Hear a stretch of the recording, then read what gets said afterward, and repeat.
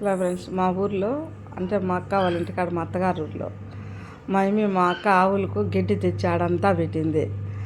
ఆ గడ్డిని మా పాప తీసుకుపోయి బయట ఆవులు కట్టేసి ఉంటే దూడలు అయ్యి మొత్తం చూడు, అది ఎంత భయం లేకుండానే ఆ గడ్డి మోపు ఆడేసింటే అది కొంచెం కొంచెమే తీసుకొని ఎత్తుకొని పోయి ఆవులకి వేస్తానది.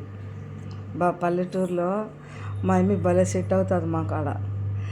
ఆ ఆవులు బయట ఆవల్ల 2 ఆవులు ఇవల్ల 1 ఆవు కట్టేస్తే మా అక్క ఒటికి అన్నిటికీ మా అక్క వేసింది. మళ్ళా కూడా ఇది ఎత్తుకొని పోయి మా అన్వ్య ఒటికా తిను అని చెప్పి వేస్తుంది ఆ గడ్డి అంతా వాటికి ఆవులకు. మేము తెలివి భలే తెలివి. అయినా మన పల్లెటూరులో ఉండే ప్రశాంతత ఏడుంటుందా? ఆడ చూడు, మళ్ళీ ఆడిపోయి కుక్కలు ఉన్నాయి. ఆ కుక్కలు తీసుకొని ఆ కుక్క పిల్లలు పట్టుకునింది. ఆ బయట రోడ్డు మీద పోయే కుక్క పిల్లలను వాటితో కోళ్ళు కుక్కలు అన్నీ కావాలంటుంది.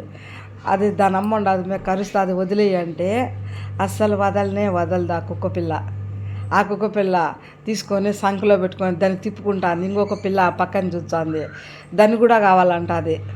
ఇంకొకటి కూడా తీసుకొచ్చుకుంటానని అవి కరుస్తాయి. వాటి అమ్మ వచ్చిందంటే అని చెప్తే దాన్ని పట్టుకొని దాన్ని నలిపి ఆడుకుంటానది ఆ కుక్క పిల్లలతో.